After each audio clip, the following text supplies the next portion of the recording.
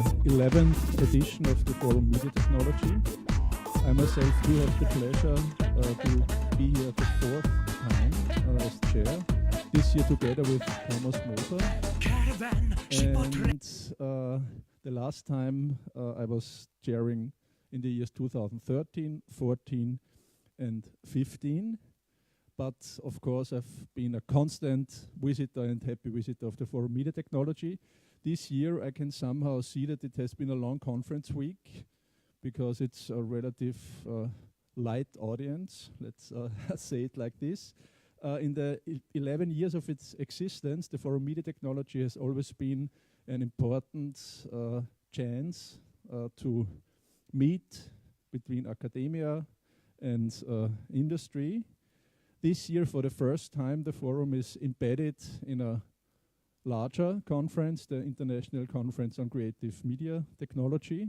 So this is day one of the Forum Media Technology, but also day 4 of the International Conference on Creative Media Technology, which started at the beginning of the week with the In Wirklichkeit Animation Symposium, continued yesterday with the All-Around Audio Symposium, I think the 4th time together with the Forum Media Technology. Like the first 2 have been symposia with invited speakers and abstracts. The Forum Media Technology is a peer-reviewed conference with proceedings. And we do have a preprint for you so that you can follow the talks and have a look at the papers. It's on the website of the Forum Media Technology, right on the start page of FMT, FHSDB, ACAT. You will find a link to the preprint. Yeah, to the program. We do have 9 contributions today, of which 6 are full papers, 2 are short papers, and there's 1 demo. We will have the papers in 3 sessions. First session around the topic of audio. Second session around the topics of augmented reality and visualization. And the third session on human-computer interaction. We do have a Best Paper Award. In the program you will find the 3 candidates marked with an asterisk, and these are the best paper candidates. We do have a Best Paper jury, which will remain anonymous, of course, until the end of the day, but we will reveal the members in the closing and when the award is given then. Okay, before we move on to our keynote, I want to thank everybody who was involved in the organization of the Forum Media Technology. First of all, our International Program Committee, this year consisting of 19 members. Of course, the Best Paper jury, anonymous, but in the evening we will know who it is. The paper chairs, Kerstin Blumenstein and Matthias Zeppelzauer. For the AAA Symposium as chair, Michael Iber. For the Graduate Consortium, chair, Grisha Schmiedl. Unfortunately, we only did have 1 entry, so the consortium did not take place, but thanks, and hopefully next year it will be a bit larger again. I want to thank my co-chair, Thomas Moser, and now most importantly, the local organizers, Silvia Petrovic-Meyer. She has been called the conference hero by Franziska Bruckner already, and I totally agree. Thanks, Silvia, and Julia Klaus and others who had been helping there. Okay, now I have the pleasure to announce a fantastic keynote by Robert Sablatnig. He's a professor for computer vision at the Vienna University of Technology, where he is heading the computer vision laboratory. He has a long strand of work for digitalization, visualization, and analysis of cultural heritage. And he will talk today about writer identification on historical manuscripts. And I want to thank you, and please start with the keynote. So thank you for inviting me. It's a pleasure to be here. And also thank you for giving me the opportunity to tell you something about what we're doing at the computer vision lab in the area of cultural heritage, and that's why we're going to have a closer look today on right identification. But before we start, I would like to go from the very general into the detail.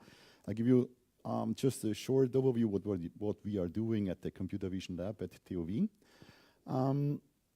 We are kind of concerned with 4 different areas that we work on, namely 3D vision. So this is everything concerned with 3D data, how to get them and how to process them. Document analysis, and this is what the topic of today is also about. Object recognition, so this is very general. So we do a lot of deep learning for recognizing all kinds of things. And motion and tracking, this is video-based analysis on what objects are in which videos and what they do there, like section control, if you're driving with your car, so if you get a ticket of the ASFINAG or the police, this is section control, which is based on the reading of the OCR reading of the number plates. We do have a couple of application areas like medical image processing, so we do a lot of medical image processing applications, industrial vision of course, and here my favorite one in cultural heritage, so we try to apply computer vision technologies in this area since there is a lot of room for improvement and to get some information about the objects that philologists or archaeologists are working with. And of course also surveillance topics as already mentioned, and as a new one, ambient assisted living, so we try to keep people as long as possible in their personal homes and doing some sensors that will give an alarm if there is a fall or other things that might happen in an apartment. Now, what do we do in document analysis? Multispectral imaging, for instance. Here we have some examples. So this is what you would like, what you would see with the naked eye, and this is what you would get with multispectral analysis. So we make hidden characters visible again. We do also kind of recognition of things here. So this is a Stasi snippet. The Stasi destroyed all the evidence when there was the revolution in Eastern Germany, and they were hand-torn all the documents they have and then store it away in order to get the information back if needed, because they thought that will only last a couple of weeks and then the revolution will be gone. However, it was not the case, and that's why there are millions and millions of snippets, and now they are reconstructed in Berlin to get the information what's in the Stasi files. What else do we do? The classical document analysis things like character segmentation, line analysis, layout analysis, and OCR, and we will hear something about that today. Again, going from the general to the more detailed thing, this work I'm going to present you is part of the READ project, and that's why I would like to give some overview on the READ project and also on Transcribus, which is also part of this project. Then we go into the right identification and retrieval methodology, and then we will see something about the right identification on modern manuscripts and on historical manuscripts. So, what is READ project? It's recognition and enrichments of archival documents, and this is a EU project that is quite big, so it's about 8 million euros that is spent for this project, and it's trying, as the name says, to transcribe old manuscripts automatically such that the information that is kept there is accessible. So why is this important? Because there is a lot of archives out there, and now they try to digitize everything. So all the material that is available in archives is nowadays digitized. However, afterwards, after the digitization, it's still not accessible. So it's pretty much the same as now. So if you have a huge archive with kilometers of shelves, there's a lot of information, but no one knows what's in these kilometers of archives. If you digitize everything, you have the same situation. However, now you have digital data, but it's still not accessible. That's why it's needed. You need some technology to make it accessible. And this is what is this all about, namely the automatic transcription. It might not be correct 100%, but still, if you have, for instance, 90% correct transcription, it's even better than having 0%. So this makes archives accessible, at least 90% of them. So the main aim is to make them accessible, to make them searchable. So if you, for instance, have the name Vienna and you would like to know all the documents in an archive that are somehow in relation to Vienna, then this helps to find all the pages where at least the name is there. So this is also called word spotting. And this is more or less the aim of the whole thing, but of course it's a virtual research environment for the recognition, transcription and indexing of this kind of handwritings there. And yeah, we try to set up a tool for all these researchers there and make the archives accessible. And there are lots of partners there, and well, still running until the end of the next year. And there are 13 partners there in trying to get this thing working. Now, what are the goals? As already said, it's about digitization. So this is also one of the main problems here, because there is a lot of material out there in the archives, and there is of course not, or there's a lot of effort to digitize them, but still the amounts are huge. And afterwards, we would like to have them accessible, as already said, and there it's necessary to have some recognition. So what we would like to have, or what we have, is a complete workflow. And you will see it afterwards, how it starts from digitization until to make everything accessible afterwards. And the main aim is to have only one tool and not a lot of different tools as it is now. So there's for everything, there's a different tool up there. And of course, there's also the goal to have a culture of cooperation there, and important there is a transparency, so that the results are available to everyone. So this is still not in the humanities. This is kind of a problem that most or many of the archives think that the things they have, they own them, and they should not give them to the public, because afterwards, if everyone has it, then it's maybe dangerous, and that's why they try to keep it in their archives. And we think that it's better to have them accessible for everyone, so that everyone can use this kind of knowledge that is there. So what is Transcribus? So this was the preceding project of READ project. It is a virtual research environment, and you see here we have a lot of different things. So we have public users here, we have scholars of the humanities, we have archives and libraries here, and of course also computer scientists, and they have to work together in order to form this kind of program. Public users is also very important. Why? You will see why this is important, because they usually have the data. So not only the archives and libraries, but the public users are interested in data, because usually archives and libraries, they store the information, but they are not so interested what they have. So the users are the ones that try to research a certain area, and they try to get the data from here, so the analog data, digitize them and work with them. And then this kind of system provides help to do so. And of course, as a side effect, the archives and libraries get access to the material as well. Now, this is very important, because we have a collaboration between humanities scholars, computer scientists, and archives. And of course also volunteers that provide the data, and not only the data. And the important thing is also the transcribed data. So what is happening here, they digitize it, and the system gives some results, and afterwards they have to correct these results, because the system is not yet 100% correct. And this data, so this annotated data, can then be used to improve the system. This is why these public and volunteers are very important here. So what are the research tasks there? We were working on a scan tent. You will see in a minute what that is. Then, of course, automatic layout analysis, because this is also very important to see what is where, whether this is a table or whatever there is. Baselines, so this is where the lines are, in order to do then afterwards the recognition of the words, for instance. Document understanding, so what is the document about, and right identification and retrieval. And you see here also one task we are working with. Now, what are the missions achieved so far? We have a method to scan documents. We will see it in a very easy way.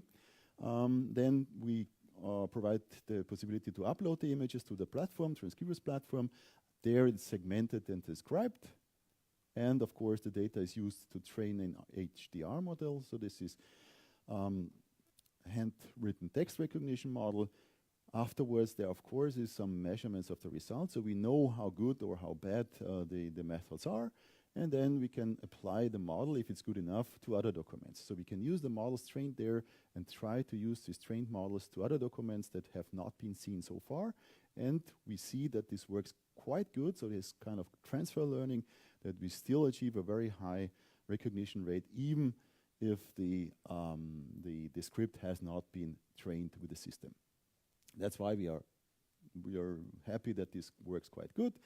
And keyword spotting is the thing here for making them accessible. So the transcription, as you see there, is not yet ready to do it automatically, so there has to be someone who is correcting that, but the keyword spotting is working quite well.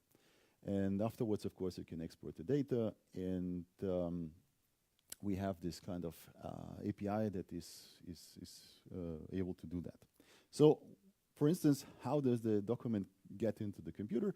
We developed this thing called ScanTend, where you have some kind of illumination there, and you can put your mobile phone here and take images with your mobile phone. And this mobile phone and the app that we have developed is sending the images then to the Transcribus platform, and there the transcription takes place. And when you're home, you already have the images plus the transcription that has been provided by the system. Then you can correct all the thing and upload the corrected version, and this is basically it, and to improve the system there. So some of the libraries and also archives already use this kind of thing here in order to provide access to the data. Why? Because archives and libraries do digitize, but they never know what they should digitize. And therefore they wait for the users, what interest they have. And if they start digitizing that manually, both of the ones have benefit, namely the user, because he or she has the data that she wants to have. And the library, of course, or the archive also has the data and has digital data afterwards that is also transcribed. And afterwards, if they see that some of this material is very, very popular to the users, they might start a professional digitization of the whole thing afterwards. But here they at least have some thing here. So the app that we developed is doing the following. It's taking images automatically. It's trying to get, or it's doing the autofocus, that everything is sharp here. And it's also, if you turn the page, it knows that this page was already photographed, and if you turn that page, it automatically takes the next photo, and so on and so forth. So you can do a complete scan of the whole thing. Usually the library provides some kind of barcode here that is also in the image to find out which document it is. And we also, if there are numbers, page numbers, we also look at the page numbers that you don't forget to scan one of the pages. So right now we have about 300 prototypes. Sales will start spring 2019, so we have about 100 prototype users right now, and this content, including the software, will about be 200 euros. And this is what the app sees, and this is how, if it's sharp or not. So there's the autofocus control here, and here the automatic segmentation of the page, for instance. And if there are page numbers, we can rely on the page numbers so that you don't forget one of the pages that has been under the camera.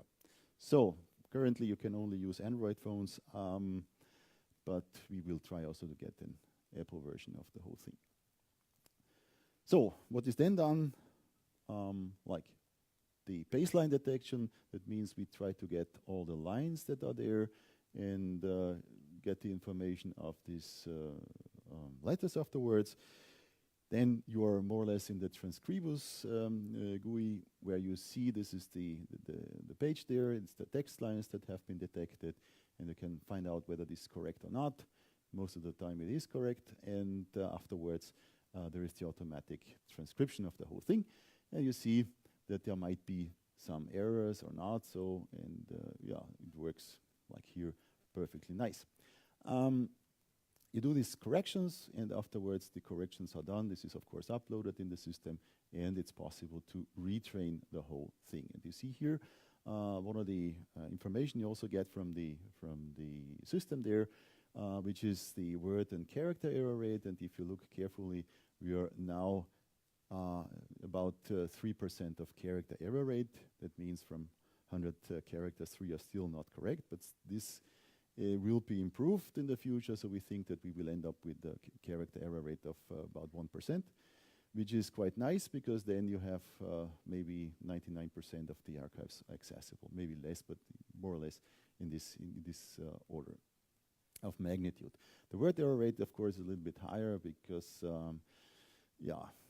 of course, if there's a character error rate, there's also a word not correctly done there, but afterwards you can use, for instance, dictionaries or other things to get the word error rate also down, or you do some kind of correction afterwards. But yeah, it's not perfect. So how many users are now using Transcribus?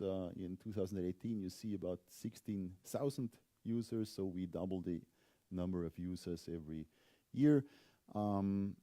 This is kind of interesting because, of course, also it gets more and more known to the users, but also the recognition rate improves from year to year. So here we had in 2017 we had a recognition rate about 20% or so character error rate, but now it's 3%. So we're going down, and why is this the case? Because machine learning is doing the job more or less, and the more data you have, the better it gets.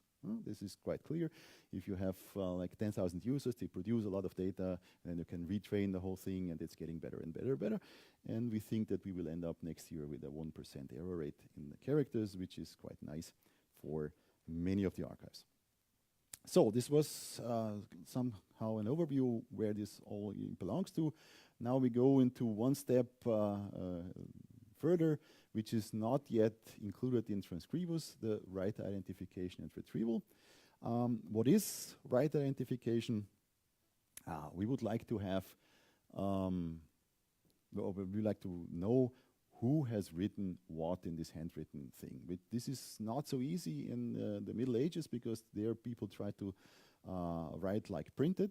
So there is not much difference in the writing, so therefore it doesn't really work perfectly in this kind of data set, but in other data sets, mainly normal handwriting, it works quite nice. So but the idea here is also archives don't know what they have.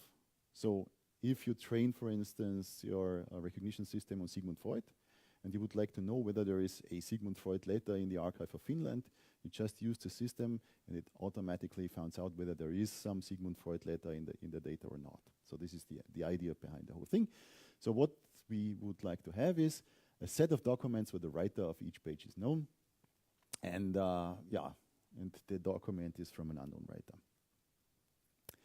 So this is the idea behind the whole thing. How does it work?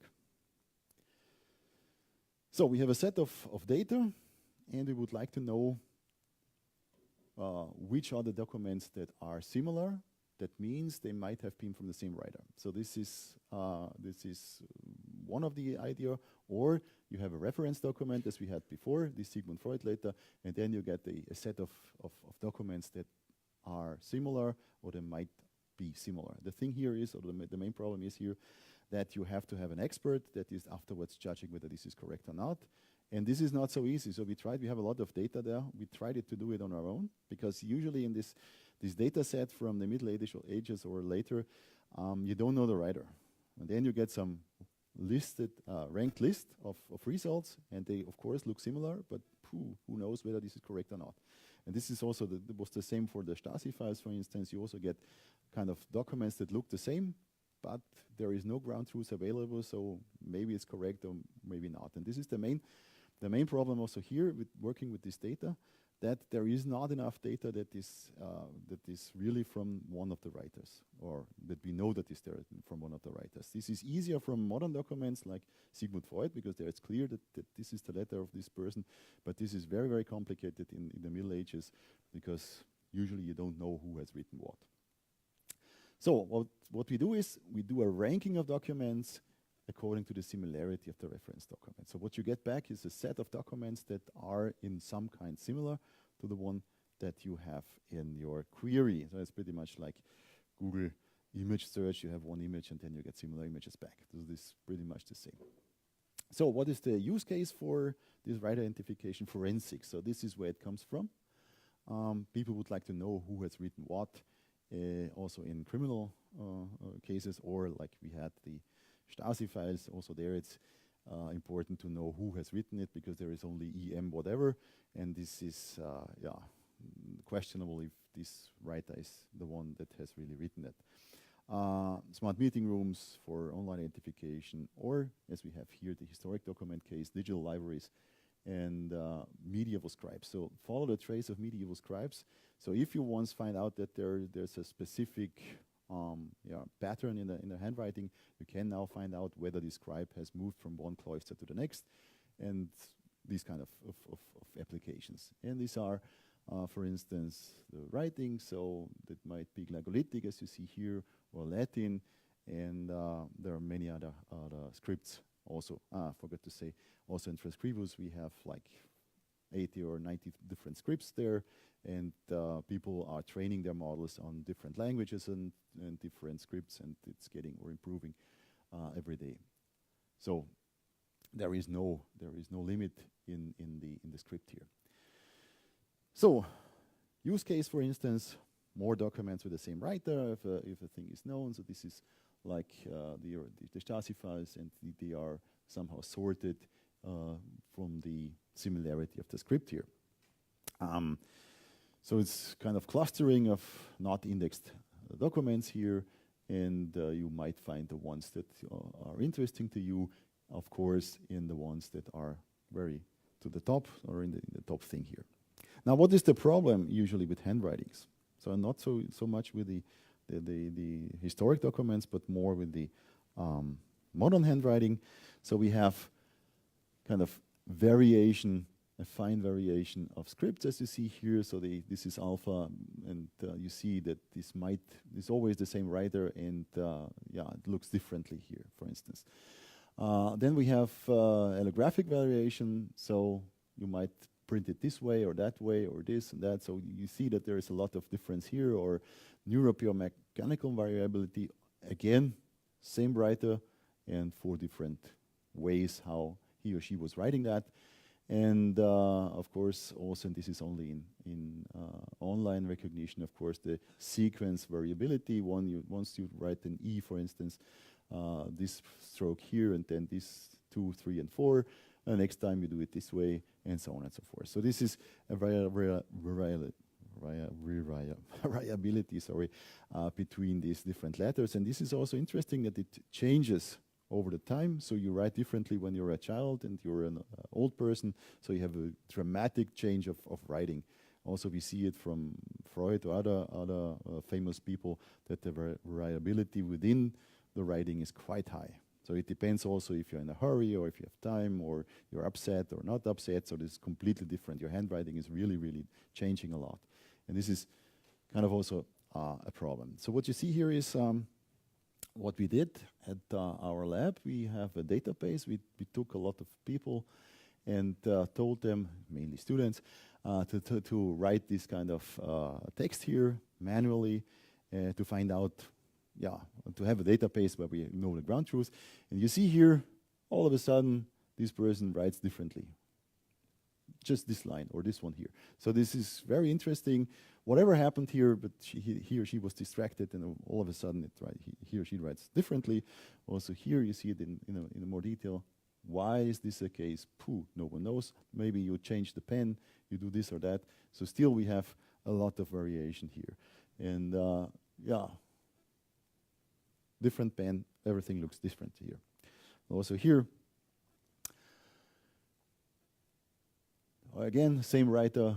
So if you look here at the first glance, it looks really differently between these two things. But we know that this is the same writer, And this is now the challenge. And of course, if you do it manually, so this was done previously. So you just do some kind of features, and they say, well, if you look at the character here, we make a model for every of these characters here, and then you have the model for the character, and then you look at this one here, and it doesn't work. So if it's manually done, it's very complicated. If you look to these people that work on criminal cases, they do it intuitively. So they say, well, this is the same writer or not. But in principle, you cannot find out why they are saying this is the case. If you ask them, they will say, well, this is my experience, because I know that this is the same writer, because I have the experience of that. But this is not so easy if you would like to automate this. Also here you see all kinds of different things. So this writer has used a different pen and so on and so forth. So you have a lot of variabilities within these handwritings here. And yeah, also here again, first you have the blue pen, and then you write with the black pen, and it's still differently. And if you look at the different letters, they have different slant and all kinds of stuff. Now the idea is to just use all this kind of data and train it with deep learning networks, for instance. Turns out that for this case, and if you only have a couple of hundreds, this doesn't really work because the data is not enough. So what we would need to have is you take these people here and let them write hundreds of pages, but they would not like to do it. So if so most of the people don't like to write, so also it is not possible to get hundreds of pages. Therefore, you have to use these kind of pages that are already there, like letters of people, to train the system and train to also find out who is the writer. And what I tell you here is our beginning, of course, because in the beginning we did not have enough data to do it automatically with deep learning, because only a couple of hundred is certainly not enough. So what you usually start with is machine learning. So this is traditional machine learning where we kind of handcraft our features on our own. So in this case, like traditional SIFT features, and then we have this kind of cluster centers in the training data, and we try to get some kind of similarity between these kind of clusters here. So if it's similar, we have a high similarity measure, and if it's not similar, we have a low similarity measure, and that's why we have the kind of histogram here that tells us whether this script here is similar to that one here, and it is apparently not, because these things are different here. So this is the traditional part, and the difference to machine learning now is the following. Now with deep learning, this feature generation is just skipped. So if you have enough data, you just skip this part here and do it with a lot of data. You just give the machine a lot of data, and the machine tries to find out the features on its own. This is different. The rest stays the same. So the traditional machine learning is then done that you have some kind of feature space. So this is, you get some features here. You put them into the feature space, as you have seen there, and then you try to find clusters, like where are these points clustering in the vicinity, and using these clusters, then you are able to somehow segment this features space and say, well, if you find another data point that has similar features as that one, then it's this one, is this class, or that class, or that class. So this is basically the idea of machine learning. You just use the features, and then you do some kind of clustering, and this clustering of the feature space gives you then the opportunity to find out some classification part. However, if you have this kind of sharp borders here, the problem might be that you have some real problems if the points are getting close to this border here, because then you mismatch these two classes, because there might be some inaccuracy in your features, and in your feature space you put it here, but it should be there. So these very straight feature space divisions are not so good in this case, because you might end up with errors just because your data is not very stable. So what are the features here? As we have seen before, this is the histograms of the points of the SIFT features, for instance. And if you have a new one, this would be here, then it's fine. However, if it's in this area here, this might get hard to find the correct class here in this case. And that's why usually the distance between within clusters and the distance to the other clusters are disregarded. So we have this point here. It should be in this cluster, but it might also end up here, but you don't have any distance measure here.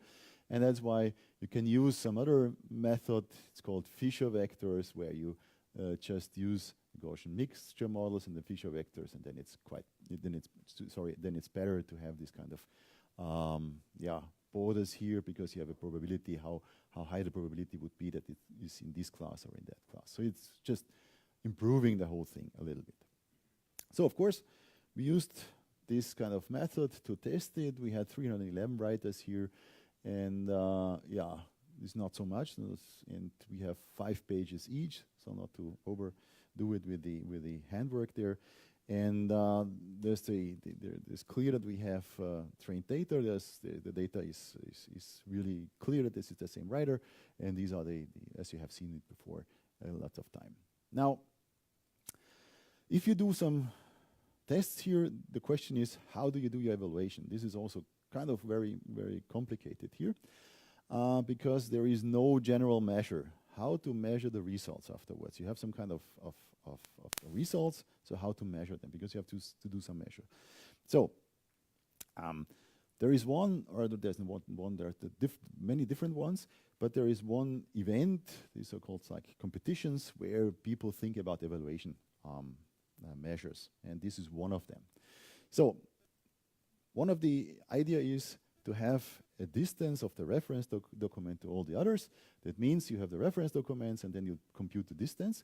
And then you say, well, if it's on the first place, this is correct. Also on the second place, it is correct. So this is a very hard criteria. So all the documents of one writer that you have in your database, in comparison with your reference document, have to be correct. That means if you have, for instance, 4 pages of this one, because we have 5, so we have one reference document, and then we should find all the 4 other pages. So the hard criterion would be we only have found 2 of them because the third one is wrong. And the soft criterion is that you have maybe 7, and if you find all 4 in these 7 pages, then it's correct, otherwise not. So there's a hard and a soft criterion. This one is, of course, very hard, because this is clearly writer identification, because you don't have the set. The soft criterion is much easier to say, and is still valuable, because if you look manually on this list of documents, it's not very hard if you find one of them is wrong, but you have with 100% accuracy all of the documents in the first 5, 6, or 7 parts here. So this is very useful for people that are working with these documents. And you see here, for instance, the results here. It's about 97, 98% for the top 1. So that means that this is the first that is correctly in the top 2, top 5 with the soft criterion. Of course, it's getting higher and higher, and you see you have 100% in the top 10. So all of the documents are correctly done in this case. If you do it, of course, in the hard way, so all the 4 documents have to be in the listed order, you end up with 80%. So that means here, for instance, that you have in all 4 in the top 10 results that have been ranked. For manual intervention, this is quite nice. If you have automatic classification, you have to stick with this kind of measure here. So modern documents, as already said, are easier. Why? Because there is a lot of variation. In the Middle Ages, there was not so much variation, so it's a little bit more complicated. And first and second, the problem is that you not really know, or not really knowing whether this has been done by the same writer so far. So writer identification is performed by the paleographers. They think that it's right, and then they give you the data. But this is not really not always the case, so we are not really sure whether this is really the case in some of the times, but we don't have any other material right now. What we tested was glagolitic manuscript, so this is a predecessor of a script that is used in the Slavic area there from the 10th and the 11th centuries. Mainly there was a lot of kind of glagolitic writing there. And we have a couple of documents where we know that they are, or that the paleographers know that they are of the same writer. And we went to Mount Sinai in Egypt and also in Austria and Italy. We did some acquisition of the documents. So these are the documents, and you see here what is the case here. We have all characters and no words. So glagolitic is an interesting script because it has no words, it's just characters. So the idea of having a space between words was not invented so far.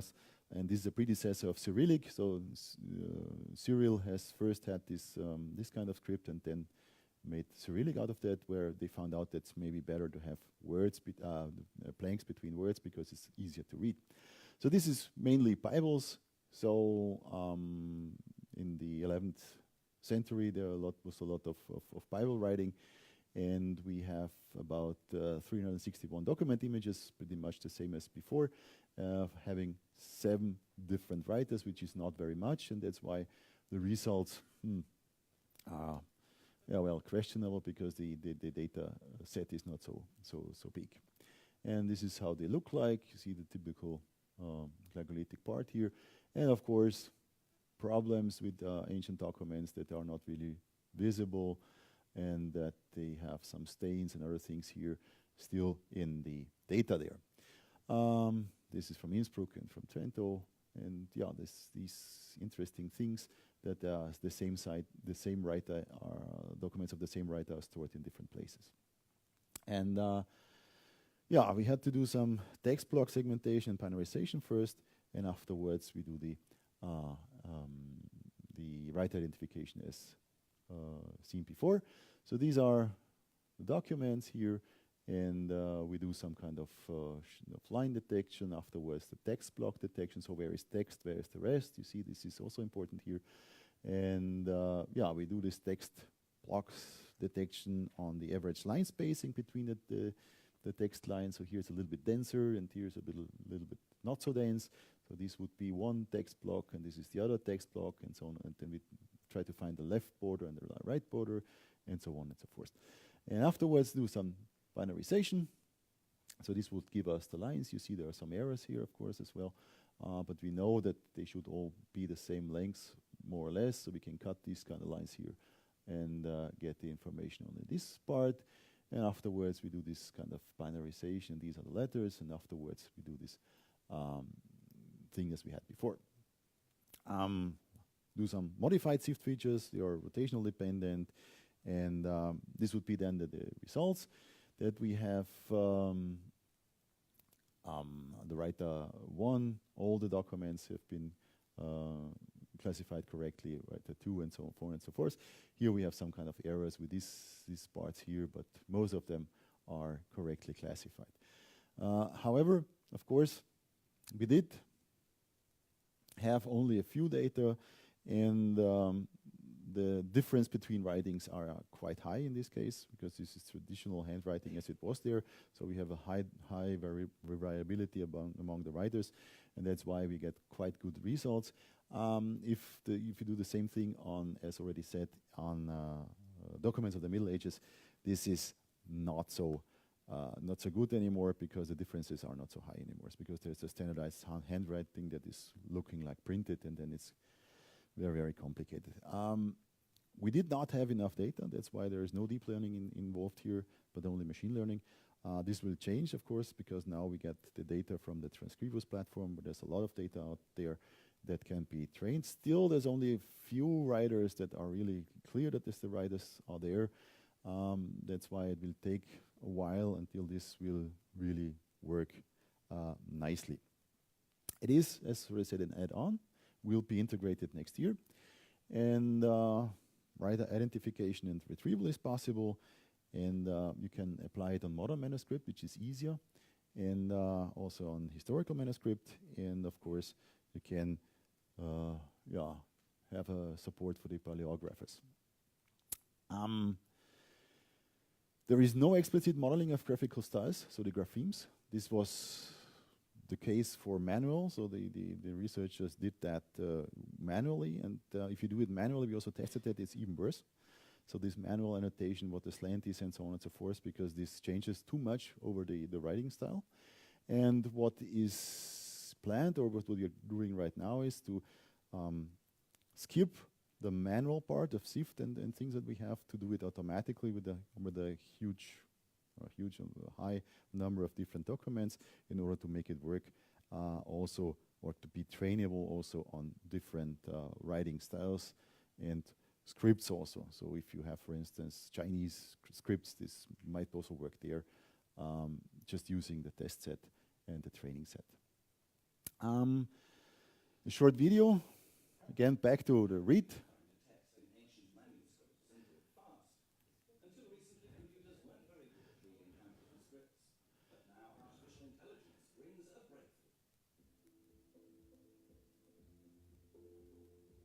So you see this is based in Innsbruck.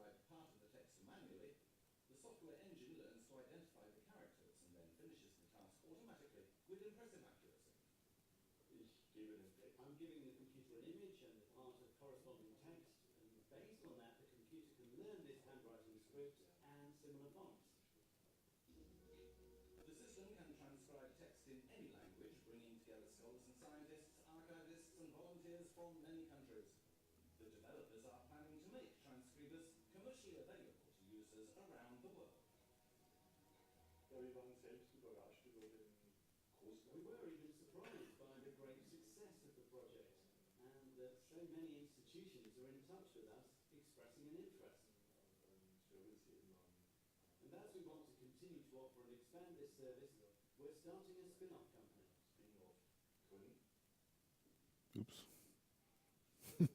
No, spin-off is over. Now you see where the thing is based in at the University of Innsbruck, which is providing also the servers and the storage. And as Günther Mühlberger already said, we are trying to get a company or alike to get this system running also in the future, because it takes money to run these kind of systems, because there's a lot of work with the data, and of course also with training the system to make them better. Scantent, also as already said, are now more or less ready to be shipped, and some of the archives are already using them, and for digitizing the material on a regular basis. And this is also where we learn, of course, from. As you have seen, this is the old version. Now there is a new version, so this is also improved, of course, for getting higher quality and also easier access. And of course, also the app is still developed to add more features and to correspond better with the Transcribus network. So this was basically it. I hope you got an idea what we are doing in this area, and we are still working on that, so it will last 1 year more or less to improve the whole thing. After this 1 year, the system will be available and ready for the market. So thank you for your attention.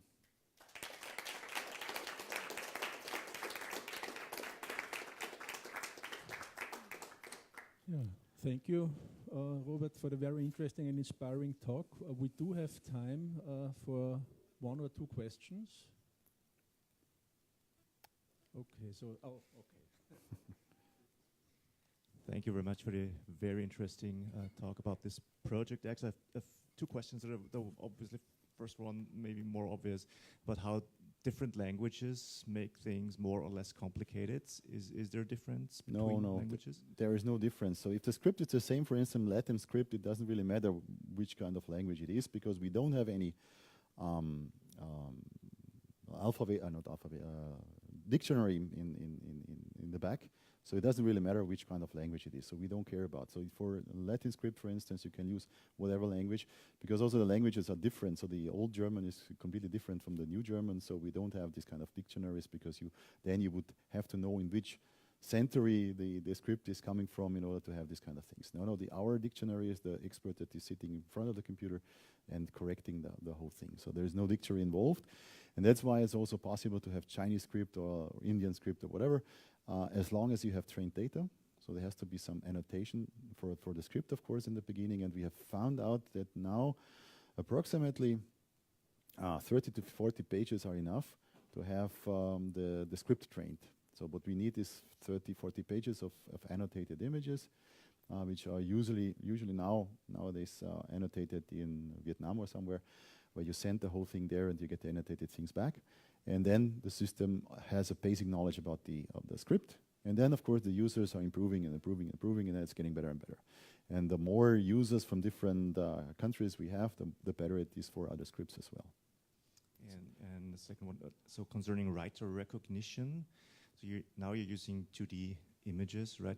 Would it be helpful to have like a 3D scan also for like pressure detection? No. We have tried this out, of course, because this was a question very often that we heard very often. We did try it out because we also have a system, since we are working with 3D data, that is able to get this information, but you don't see this how much pressure is there. But what you can see is the lineation. So the manuscripts were done using this kind of lineation work. This is fine, but this does not tell you a lot about the writer, because this might have been done by someone else. But still, if you have the same lineation in different pages, you might see from different parts. If it's the same lineation, then you know that they have been done at the same place. So this is what we also do it, but not for transcribers, because there the main idea is to get this transcription and the recognition of the writer. But this is not based on 3D data. Usually, one of our colleagues in Heidelberg is also working on this. I forgot the name of the plates that are in where these are carved into it, and he does this in 3D because he has 3D plates there. There's a little bit better, but still the 3D information is not really giving you much information. Okay, thank you. Okay, there is space and time for one last question. If no one has one, I may ask it myself. So sure. You're using the cell phone yes. For the images. Are there any indications that quality of a better camera would help on improving results? Yes, of course. The better the camera is, the better the phone is, the better the results are, of course. But there's, of course, a limit. So the new generation of phones is enough to have it. We also had, I think a couple of weeks ago, we bought a very cheap phone, and like a 70 euro phone. And the new generation is already enough. So the cameras are enough for doing that, because we need more or less 300 dpi. And most of the cameras are able to get this 300 dpi. We also have, in the app, we also know how good the image quality is. And if the image quality is not as it should be, so not the resolution is not enough, we will give a warning that this digitization might not work correctly afterwards. Okay, so let's thank the speaker again. Thank you.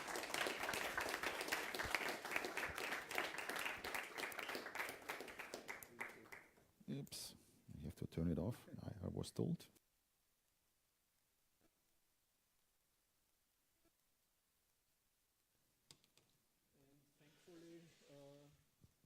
I will also then hand over the microphone to you for the moderation.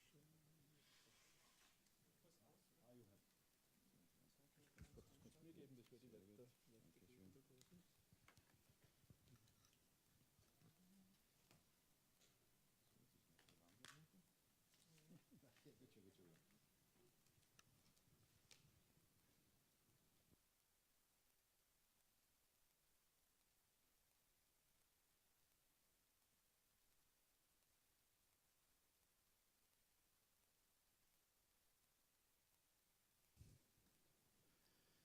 Now it's a pleasure for me to chair the first session. This first session that is dedicated to audio. And the first presentation is about exploration of auditory augmentation in an interdisciplinary prototype workshop. And the presentation will be given by Marian Weger. And yeah, I'm very eager to hear something about the auditory augmentation. Thank you. Does this work?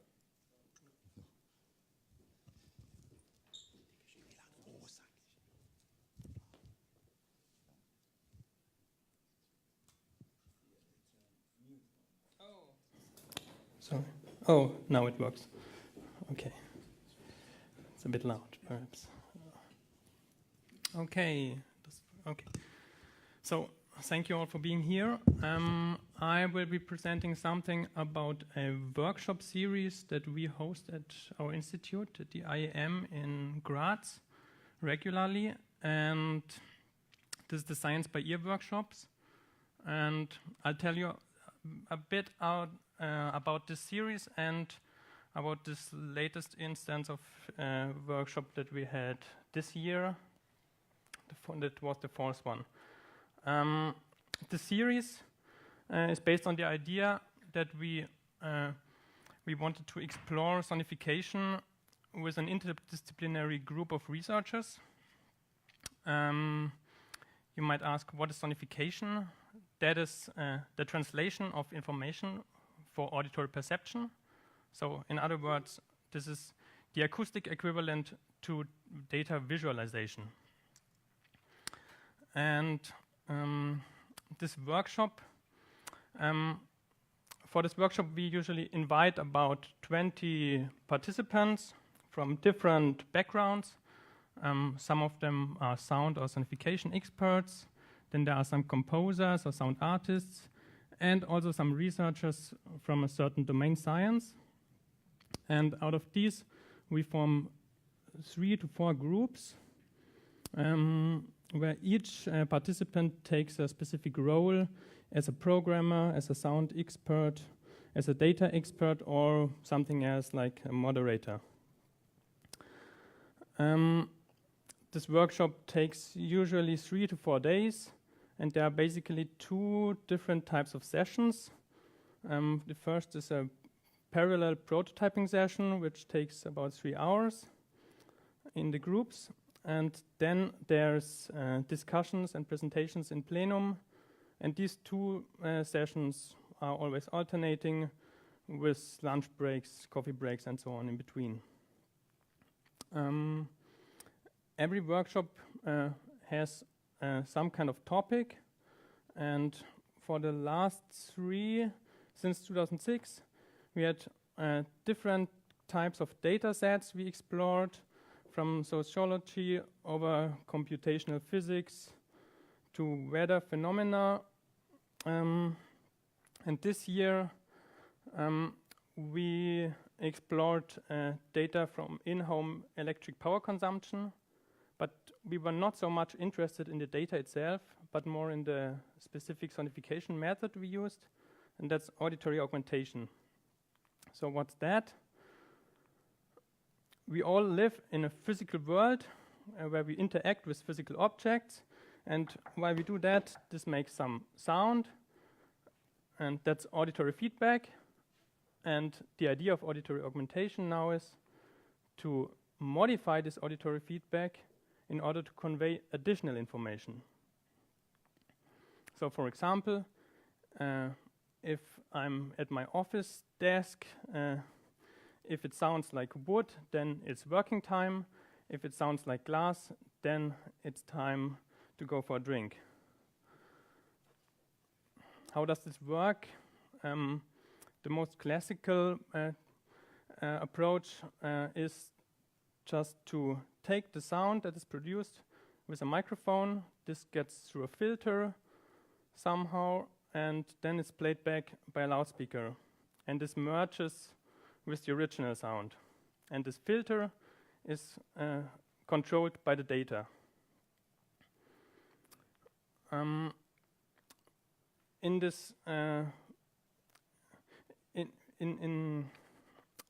in this approach, we had a couple of questions. The first was, which kind of data are usable for that?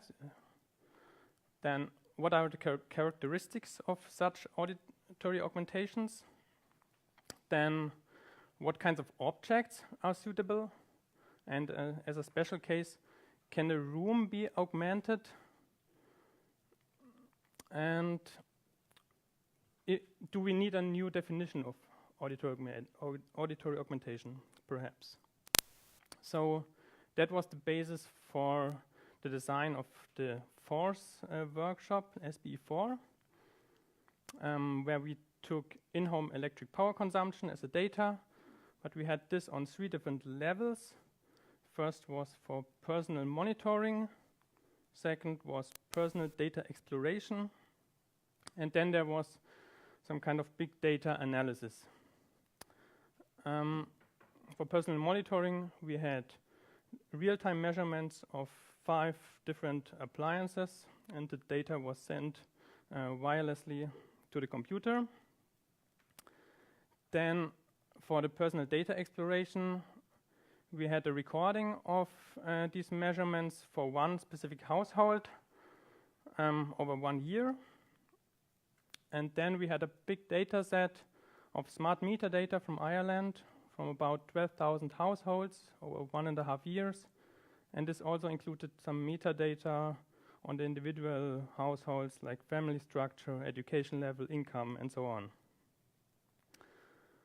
And these data sets we wanted to explore on different hardware platforms, representing 3 different types of physical objects that are small movable objects equipped with some sensors. Then there was a fixed object, a table, and then another fixed object, the room. So the sensors were based on the BRICS physical computing platform that was developed by our colleagues at Bielefeld University. The table is actually not a real table, so it has no legs, but it has microphones in it, then there is some signal processing going on, and then there are some loudspeakers and structure-borne exciters. And under the hood there's some vibrational model of a rectangular plate, and by that we can change model parameters such as geometry, material, and so on, either depending on spatial location of the interaction, so to get different zones of different materiality, or this could be changed over time. So that's how it looks like from above. And the third platform was the room. Basically, this was just our main laboratory at the IEM Cube. It has a 3D ambisonic system, and it has a real-time controllable artificial reverberation system that we also wanted to use.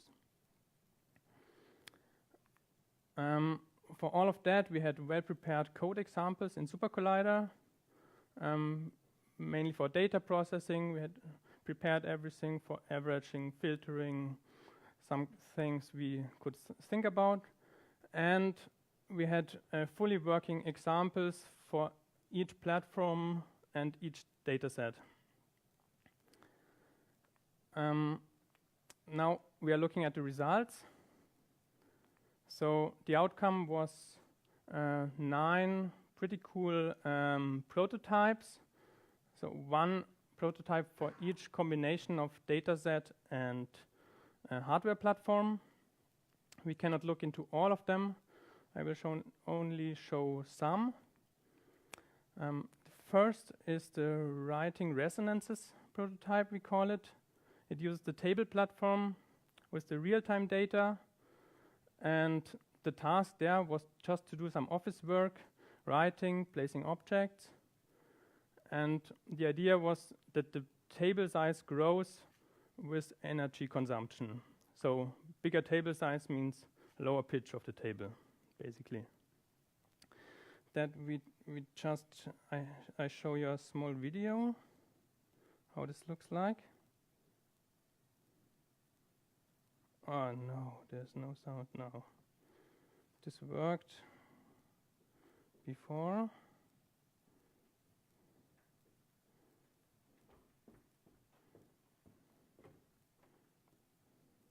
No. Thank you.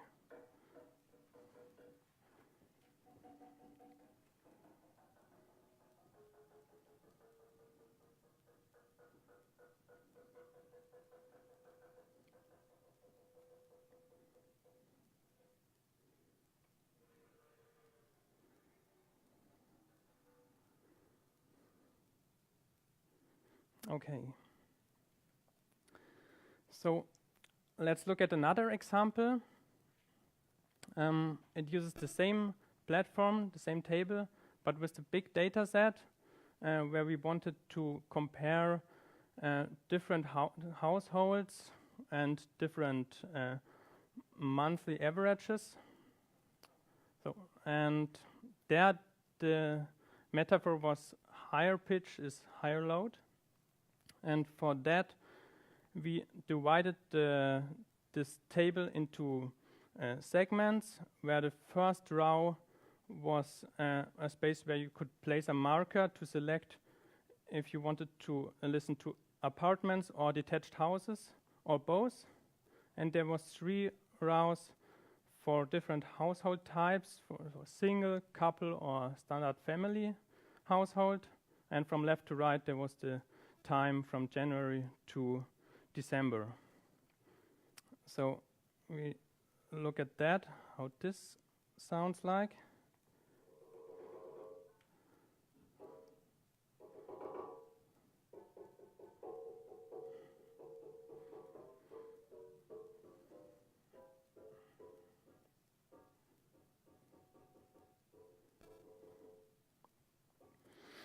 Okay, so you might notice that in the second example, the table is not anymore usable as a table.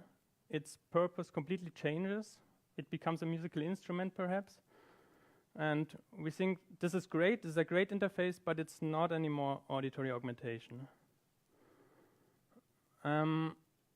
So to answer one of our questions, what kinds of data are suitable? So we think auditory augmentation works best for low-dimensional, slowly changing real-time data. Otherwise, can be difficult. So for the next question, what are the characteristics of auditory augmentation? Well, we think auditory augmentation always needs some primary task. This task can be anything, but not data exploration. And it should not be disturbed by the augmentation. And then it adds a monitoring task or data exploration task. And furthermore, it's good to have a tight connection between the primary task and the resulting sound. So for these examples, the task was producing sound, which was modulated by the data. But it could also be that the task produces data which produces sound, or the data produces sound which is modulated by the task. So now, what about the room? Does it also work with that? There's another example prototype. It's Sonic Floor Plan. It uses the room platform and also the real-time data set, and the idea was to sonify only the appliance with the highest load in the apartment, and the sound was just a recording, a real-time recording of outside the window. There was a microphone hanging outside the window, and the load level was mapped to the loudness of the sound, and the direction of the appliance was mapped to the spatial location. So metaphorically, this can be seen as at the direction of the appliance, there's a window that is opened depending on load level.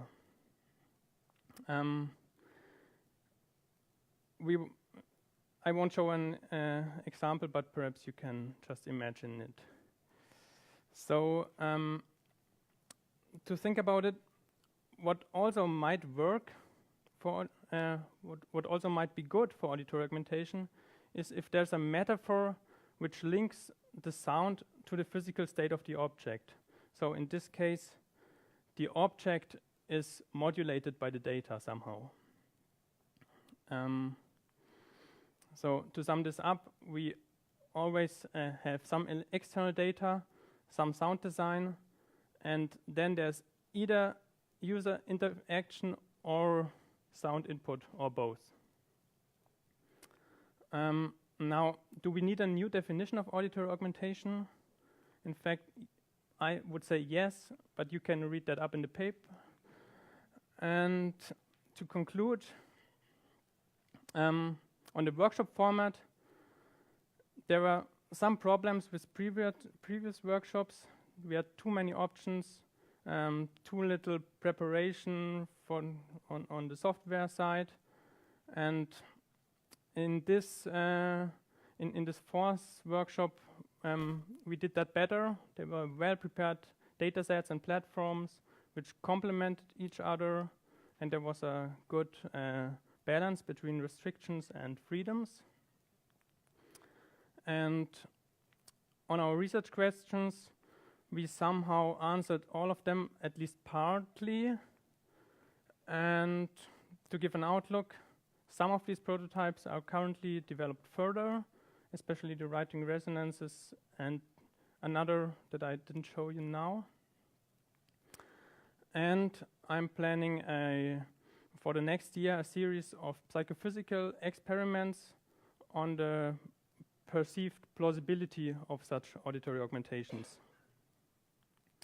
And of course, we are looking forward to SBE 5 in a couple of years.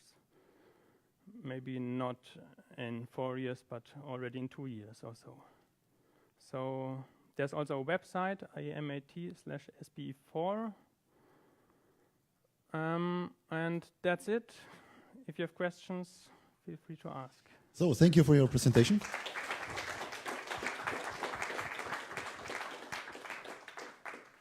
By the way, this was one of the papers that are the candidate for the Best Paper Awards. Are there any questions? Then I will start with one. What would be an obvious application of these things that you have developed? So what could one imagine what the application would be? The main application is to bring sonifications into our homes, but no one would ever want some sound that is beeping and informing us about anything. So the only possibility is just for me to just use sounds that are already there and use them. So and any data that's interesting for the people would be fine if it's simple data. Then I have another question. I've seen in the video that there are some calibration patterns on objects. So 3D calibration patterns? What were they used for? There were calibration patterns. Yeah, these spheres on like sticks. This is usually used for getting the position of objects in oh groups. yeah, of course. For tracking the position of interaction, we had an optical motion capture system, and that's why we had these small white spheres on this table and on the mallet.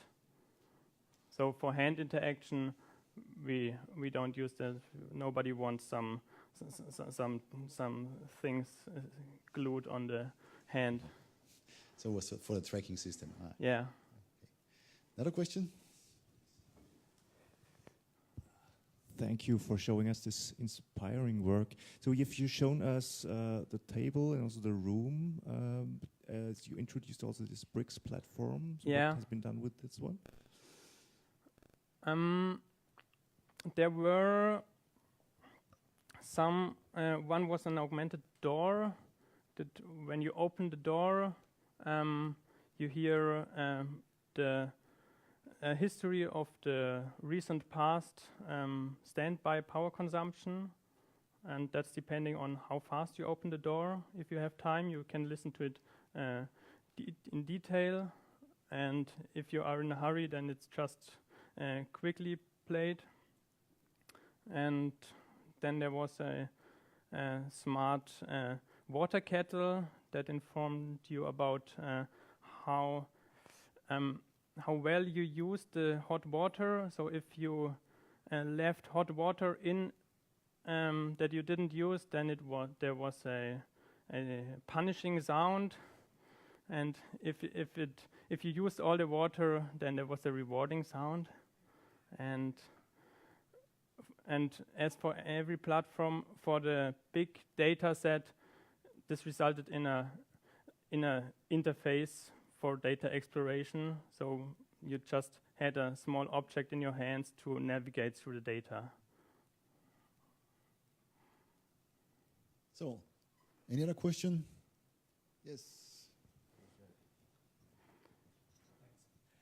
Just a short question. You mentioned that you augment physical objects with sonification. Usually we know about visual augmentation. How do these both worlds correspond? Can you add audio augmentation to visual augmentation? I have never combined that. I'm not working on I have not much background in vision, but of course that would be nice to combine with augmented reality. That's mostly seen as a visual thing, but that could also be auditory, of course. I don't know, I couldn't really answer your question, but So, thank you once again for the presentation. And now we move on to a presentation from the University of Vienna, from cosy. And the title of the presentation is Cosy Sonics, a mobile app to explore technology reflection among students. And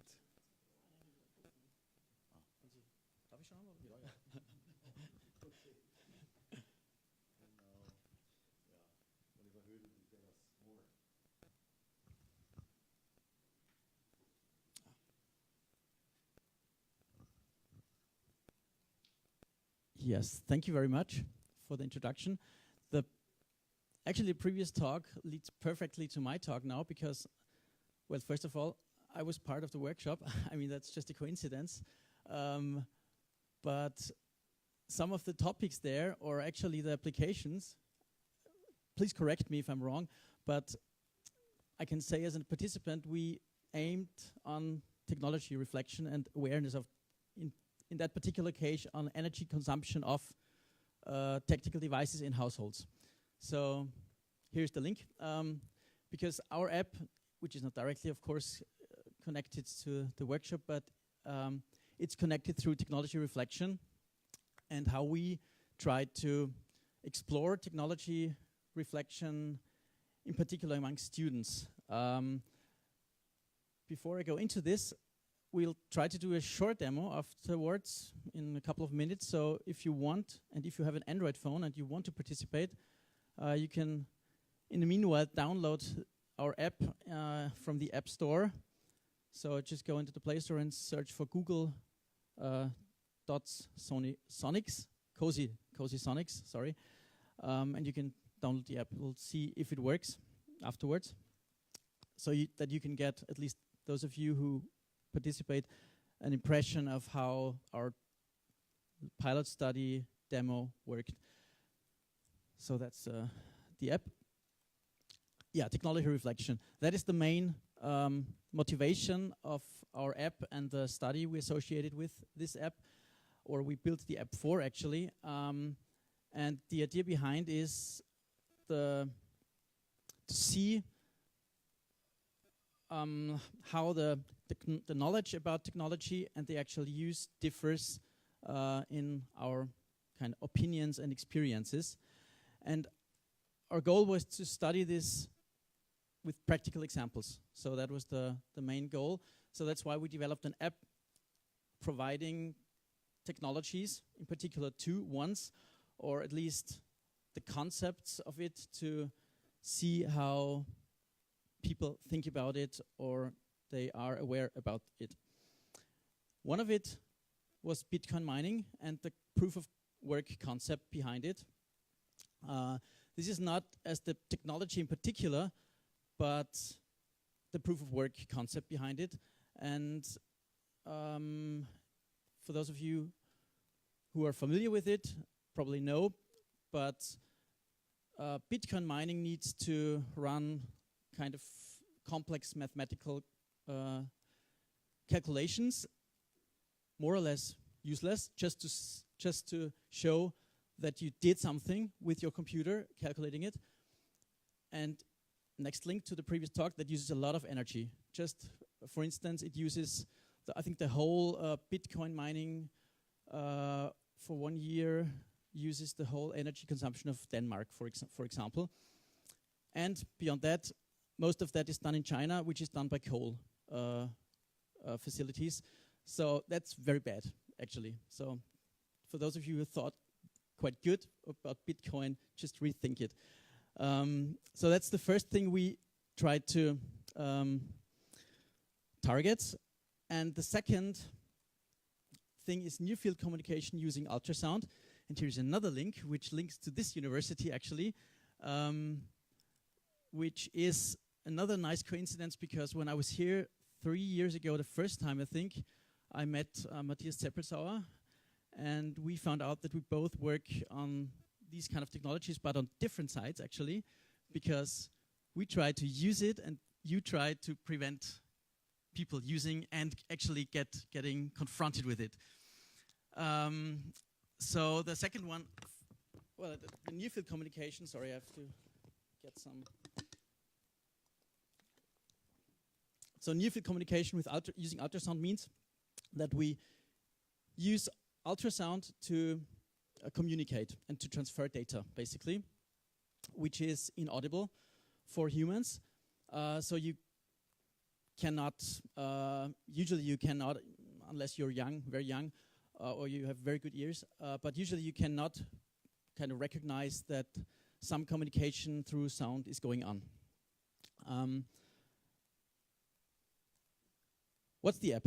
The app is just a simple app we kind of use in a more or less performative or interactive environment or demo, where we ask people to put the phone in flight mode if they want, because this should underline the effect of communication takes place even if the phone is in flight mode, which can be done by ultrasonic sound communication, because it just uses the microphone.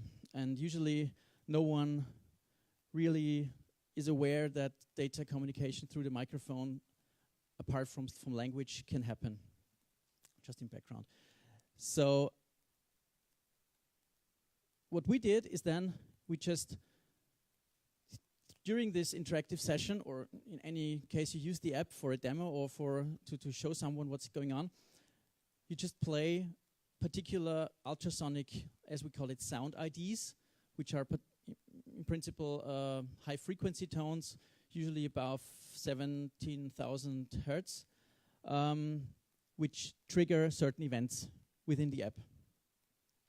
And these events are, first of we trigger 3 events for the demo to kind of start people's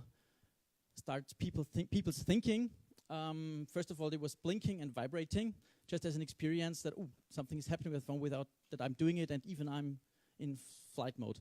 And so Is there someone who downloaded the app?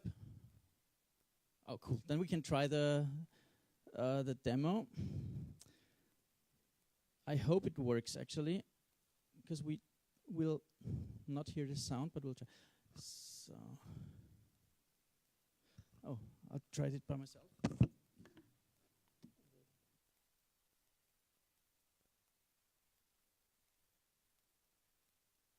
So if you, within the app, you skip the, yeah, you can see it, sorry, but you skip the intro, and then you press start listening. And then we'll see what happens now, because now your phone is listening.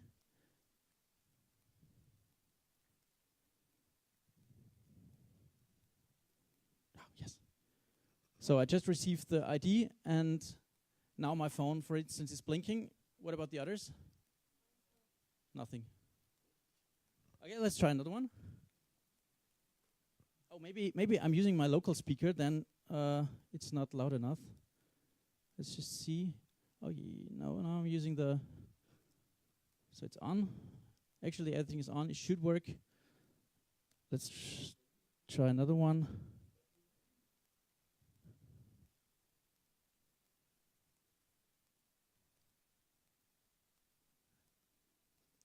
I'll just increase the.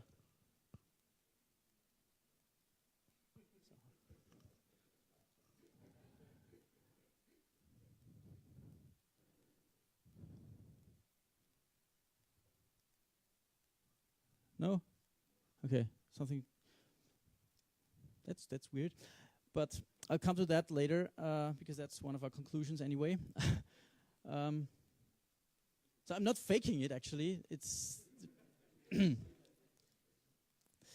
But I know it's always with demos, it doesn't work. So we don't care. Everybody knows it. Anyway, so that was the first experience people had. They just got their phone blinking and vibrating without being directly connected to any Wi-Fi signals or whatever. The second action or second trigger we used was providing them with content. So actually, that immediately there popped a slide up which explains them quickly the background behind the proof of work concept of Bitcoin, and yeah, here I think that's the energy consumption, I think, or whatever, in index of Bitcoin compared to countries. So that's basically just information to get people aware about that, where we expect they don't know.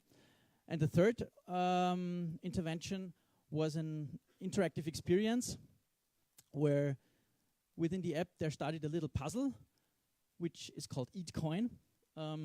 Here's another analogy to Bitcoin, obviously. And here people could start a puzzle and could listen to a piece of music and have to decide whether this is artificially composed or originally composed by a human. And when they got the puzzle right in 2 or 3 times, then they are awarded with an Eat Coin, which they are supposed to hand in somewhere to get an actual Eat Coin, which is a Mozartaler at the demo. So when they got the Eat Coin, they could get to some desk and get the actual Eat Coin. So that was the idea behind the app.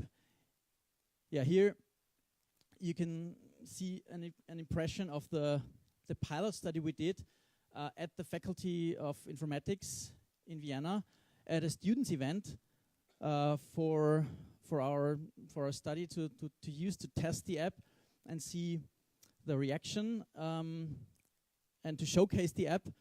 And so people popped in here and out, and so we did some showcases. That's a faculty-wide event at the end of the term where lots of students come and get some free drinks and food, but we tried to use that as a nice, good, casual environment to test that, and they filled out a short questionnaire afterwards where we tried to assess their experience. To sum this short pilot study up, 10 of our 15 students we asked were aware that ultrasound can be used for near-field communication, but only half of them, nearly half or a bit more of them, were aware about the energy consumption issue of Bitcoin mining. So that was roughly the results of our pilot study. The whole app was actually built, and the whole concept, for a large event. And that's why I emphasize that this is the pilot study, because it was intended that we use this app in a large event with a couple of 2,000 to 3,000 IT experts. But during the project, the Ministry of, I think it was the Innovationsministerium, Ministry of Transport and so on, they stopped the whole app idea and cut the funding. So we had to basically immediately stop the project. But what we could do still with them, we could ask them about their opinion. So we more or less forced them to sit around a table and at least discuss the app and kind of think what would have happened if we used the app. And interestingly, the main opinion about the app was, after we did a demo with them and we explained the app, actually they were included in the whole process before, so it was not like that we were kind of there and they got the app completely new. But the two things were that the opinion of these experts were that the standalone app is the barrier, so we should do it with a web-based app, which technically could happen, but it's not clear, because still web apps are not capable of, for example, completely integrated microphone and so on. And the other thing was that they were the opinion that we overwhelm users by using different technologies, and they said we should focus on one. And yeah, so that was the opinion, more or less. We used this as another form of evaluation to think about the app. I'm pretty sure this is not the end, so we'll try to proceed here, and let's see if we can do it somewhere else and develop it further. For now, we still have, of course, the limitations that we just evaluated at a pilot study with little results, so there's no form of generalization, of course. Even when we can say there's a little number of or there's at least an indication that there is a lack of technology awareness among students. The thing with the pilot study is we expected far more students, but the weather was bad, that was one thing, and there's another limitation which we can't control, of course. And of course, beer and food was more motivation for the students than our demo, although there were like hundreds of students there. And the second thing, which is more or less a conclusion, that technical issues with the ultrasound, as we just expected, so I'm at least happy that we experienced it here, that ultrasound is not reliable as a communication source still. So you can see it as good or bad, depending on what you want to do with it. So even if you use ultrasound, it doesn't mean that it's a very reliable source of communication, and because it depends on the room setting. So maybe it's the lecture hall here. So we had issues in previous projects using ultrasound in lecture halls or concert halls where the damping is in particular like organized that the sound stays low, which is of course distracting or actually breaking the ultrasound communication. So that's something we experienced as well at the pilot study. So it was first of all, we did it outside, where we had issues. Of course, outside is always bad for such things. And then they started to rain, and then we had to move inside. And but there were issues as well. It was better, but still, it's hard to make ultrasound as communication reliable. Yes. So thank you very much. So this is a final picture of 4 students who got their EAT coins, which is Mozart Thaler with our logo. Thank you very much.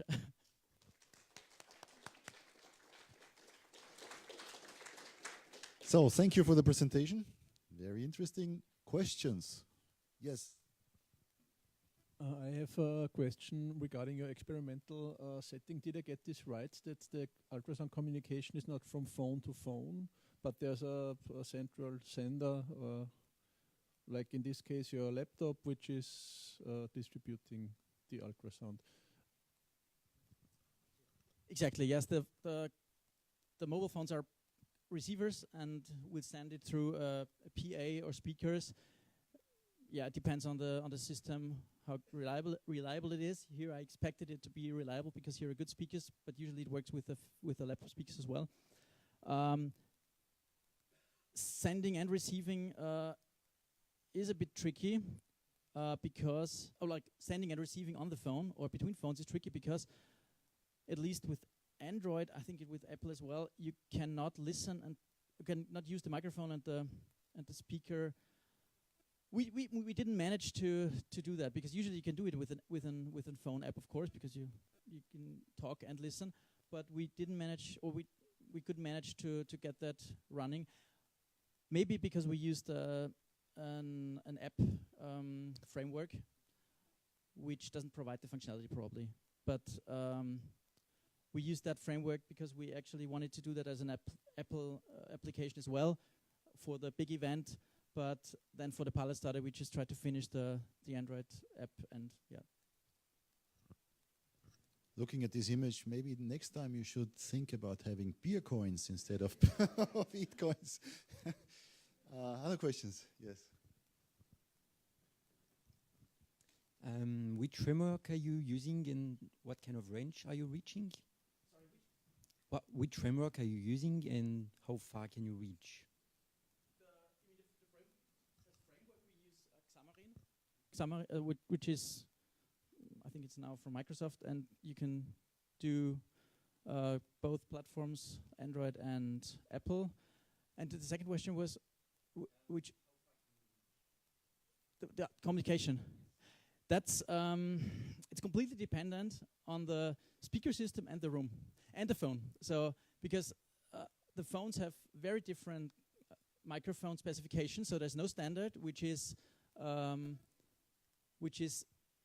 in any case is bad because in some publication where they discuss ultrasonic sound, they even say there should be some restriction not to access the microphone, but to access, for example, just a particular frequency range of the microphone. So that's a kind of an outlook into rethinking the whole access strategy of the app systems.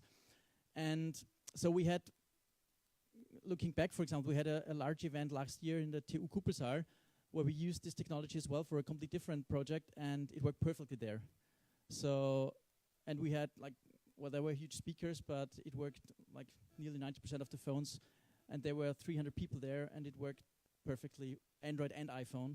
So, yeah, it really depends on the speaker system and the room. And the opposite thing is the one master student who worked on this project presented another demo at his master thesis defense, and it was again in a seminar room at TU, and it didn't work at all because it was completely blocked and it was designed as to reduce noise and it damps completely.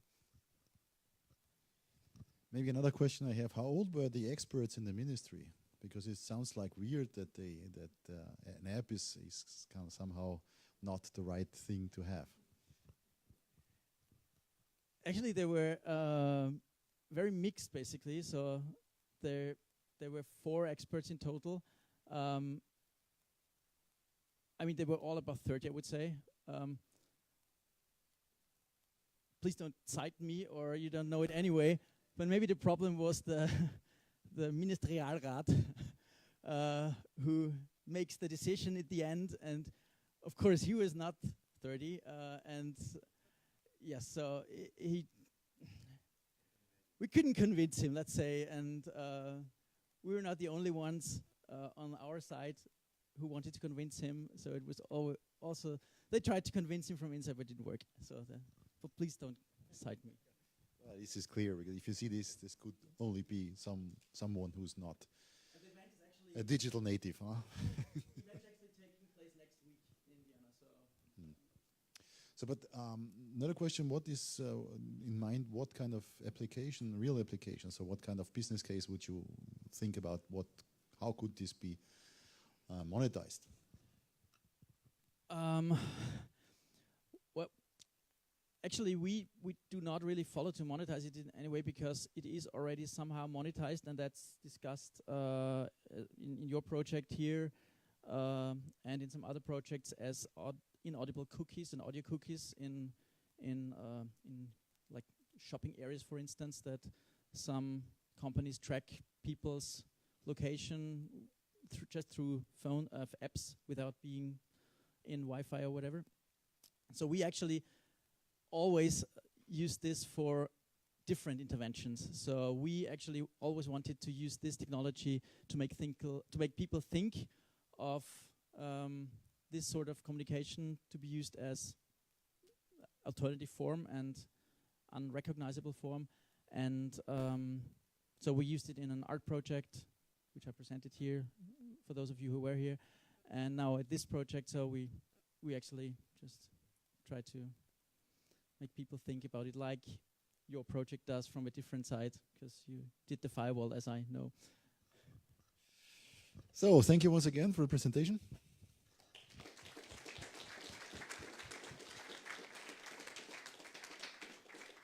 And we move on to the last presentation for this session. And this presentation will be given by Martin Rumori. And now we have some kind of nice sound.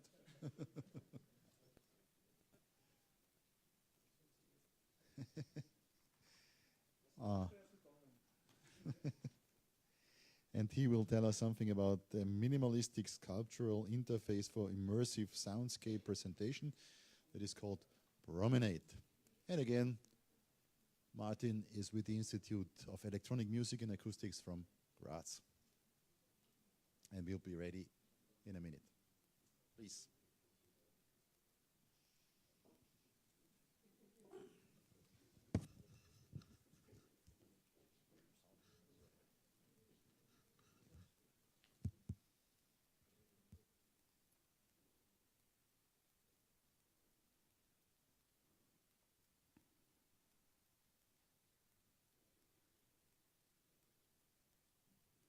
Am I on?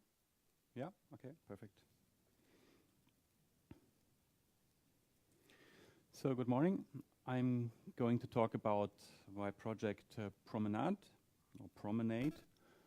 And yeah, it's actually a sound projection device named after the complete project it comes from. It's also used in the installation, which is installed in the first floor upstairs. So it's meant to be a kind of demo. I will quickly introduce the device. The paper actually is only about the device, or mostly about the device.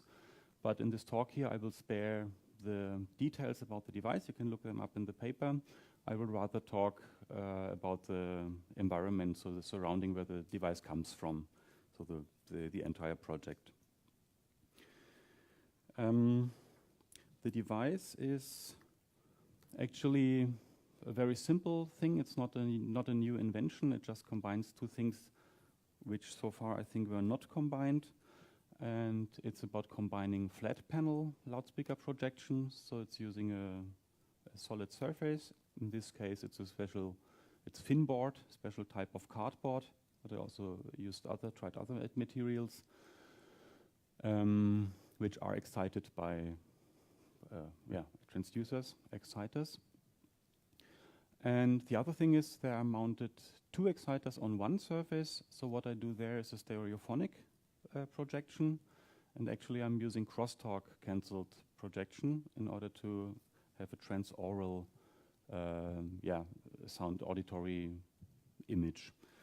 I think that has not been done before, although there is lots of research going on about multi-exciter flat panel loudspeakers, for example, for wave field synthesis. I think it started in Delft, early 2000s. They investigated that. And there's also research being carried out using multiple exciters for beamforming or radiation characteristics with flat panel speakers. Quickly about the crosstalk cancellation. You probably all are all familiar with that. The idea is to use, actually it originates from binaural sound projection over loudspeakers. So the idea is to access both ears with individual signals, although we use loudspeakers. So there is inherent crosstalk because signals from the left speaker always reach both ears. And it's usually done by producing antiphase signals from the other loudspeaker in order to cancel out the crosstalk from the far side ear. This again, of course, produces crosstalk to the other ear, which has to be cancelled out again. So usually there's a recursive filter process used for that. Yeah, I tried that out with this panel, and was wondering whether it works, because there's also a crosstalk in the surface itself, which somehow destroys the cancellation signals which come from this cancellation filter. But I found it works quite well. So actually, the device is not meant as the next big commercial thing, because I said before, it's more or less nothing new. And it's also not scientifically investigated, like how to optimize the filters for that, or whether to do kind of cancellation within the surface, all these things which are thinkable to optimize it. I was more interested in using it in an art space project, and that's where it comes from. So it actually, the installation is a major part of this art space project. And the idea is to explore alternative forms of spaces for auditory experience. So if you think about VR spaces, which are more or less uniformly projected with head-mounted displays, or also AR projects which have a kind of uniform presentation of visual or auditory cues, like with headphones, binaural, for example. Here I wanted to explore a kind of mixed or heterogeneous projection approach. So there are speakers which are somehow windows into a kind of immersive world if you place yourself exactly in front of the device, but as soon as you go away, the sound image collapses and you can even listen to other things, although it's somehow playing. And I use them as blank screens, but probably theoretically they are also, it could be imagined to use them for visual context, which also can be regarded or discarded, so to say, depending on how people move there. So that was actually the idea, to have this heterogeneous projection spaces. These devices are somehow, I call it a semi-personal thing, so they're somehow in between headphones and loudspeaker projection, because they have a kind of sweet spot, or rather a sweet line. So you have to go at a specific point, comparable to putting on a headphone, but you are not completely isolated, and also the signal coming from them is audible without being in the sweet line. Actually, the sweet line also allows multiple people, like 2 or 3 people, if they're really standing in a row, more or less to have a similar sound image. There are different compositional approaches thinkable, much more than I did. I'm more or less using only field recordings at the moment with different origins. But of course, one could also think about having kind of global composition, could be triggered by sensors, mixing narrative context, content, and several stations, for example, of an enterable audiobook. These are all things I would like to go into further with this project. There are, that's other image of the installation, so in order to show how this somehow overlays an existing space. Here it's a kind of quiz. How many of these panels do you see inscribed in the space?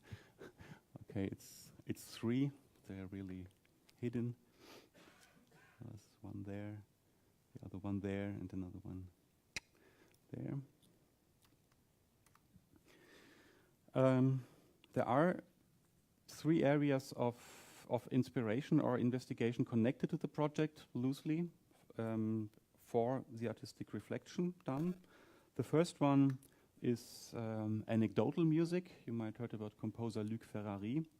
I have a short example of one of his most famous compositions.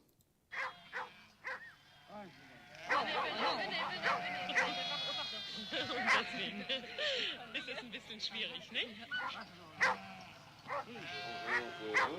Et ça, c'est ma petite fille.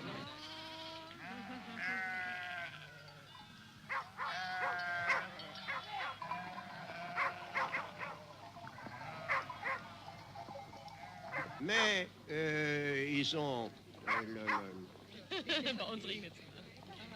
ils seraient plus sataniques, n'est-ce pas, hein? Non, ah non, ça c'est certainement la dernière des choses. Non, non, non. Tout ça, c'est assez curieux. Ja, nein. So far, Luc Ferrari, it's a famous excerpt from this composition. So what he did in the 60s, he somehow revolutionized electronic music because he introduced the use of recordings, but not for the purpose of discovering new sounds for composition, but for exploiting the associations. So explicitly playing with associations of the listeners, because they introduce, of course, their stories and their experiences they made with sounds before that was not done before. And departing from that, one topic I try to connect with that is the idea of narrative identity. That's actually an area in psychology, and it's also in philosophy. So there's Paul Ricoeur, philosopher, is connected to that with his major work, Temps et Récit, Time and Narrative. And the idea there is that our identity is constantly constructed by ourselves by inventing narratives and by negotiating narratives amongst us. So whenever we get in touch, we somehow, I somehow propose a narrative to you about what I am or who I am, and I adjust the narrative such that I make you believe who I am. So this is basically very quickly the theory of a narrative identity. And of course it depends on to who we talk to, when do we talk to somebody. We adjust even our memories and just have different narratives about our lives in order to present ourselves also to ourselves. So that's why identity construction. And I think that that one could apply that to music which works with this kind of associations or memories, and I would call listening somehow a practice of narrative identity construction. At least that's the research idea behind that. And finally, in order to round up, the third area of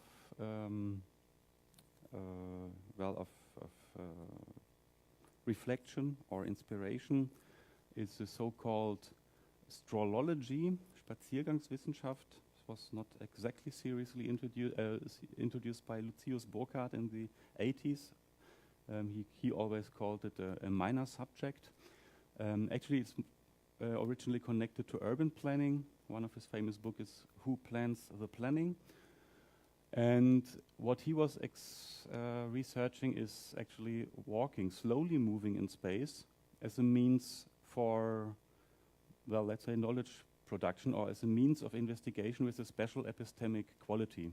Because he said, well, usually we move too fast in our world, and that doesn't allow us to see certain things, which we only see when we move slowly. And as the installation also is about exploring space slowly, I connected these two things. And this is a famous experiment he did. So that's the Autofahrerspaziergang, car driver's walk, equipped his students with kind of glasses like windows, front windows of cars, but didn't drive, but walked. So to have the experience of car driving at walking speed and what is discovered then. So far, quick overview of the Promenade project, and the installation still can be explored until the afternoon. Thank you.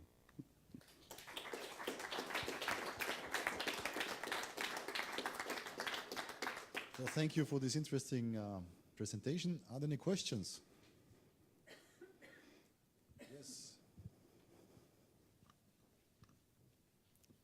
What are the reactions of the visitors or the attendees of your installation?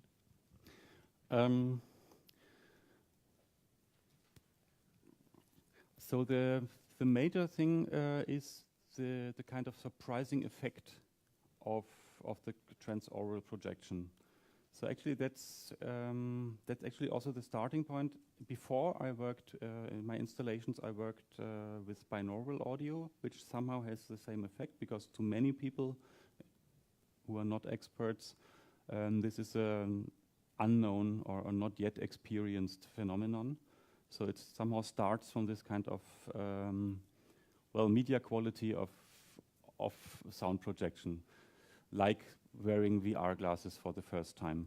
And that's similar there. So the first thing, of course, is, yeah, it works. And the sound image is much larger than expected, because it's much larger than the visual appearance. So that's the first reaction mostly. And then it depends on how interested people are and how much are they willing to explore.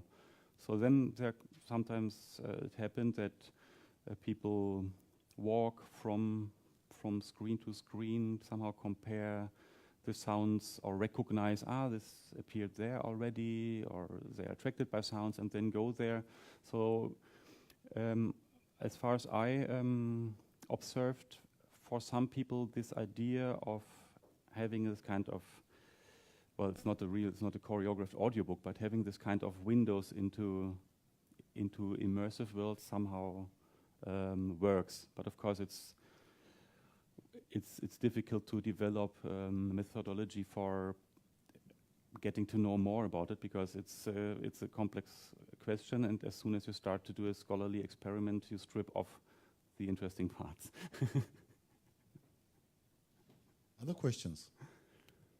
By the way, did the people at your installation have any instructions, or the boards were just hanging there and people were passing by and then discovering that there is some sound? Exactly. Yeah. And of course, there's also the possibility to listen like this. Then you won't have the effect.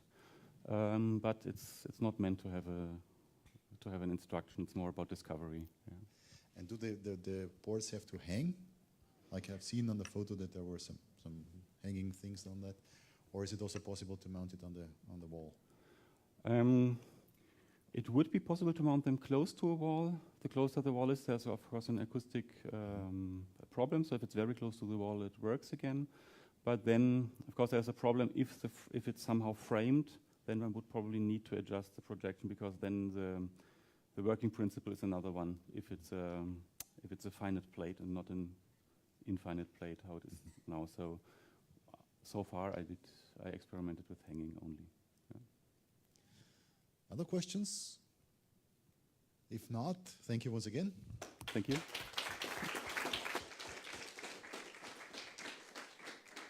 And next is lunch break, I guess. Are there any announcements? Yes. Thank you. I have two short announcements. One is already known from the program, but I will emphasize it. We meet back here at 1:30. And second, do use the lunch break also to have a look at the demos.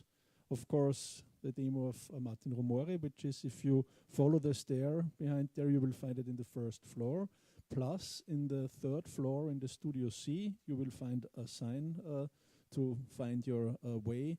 There are 3D audio compositions to be listened at in Studio C, but there is some instructions how to get there. So first floor, Martin Rumori, third floor, 3D audio compositions. See you later.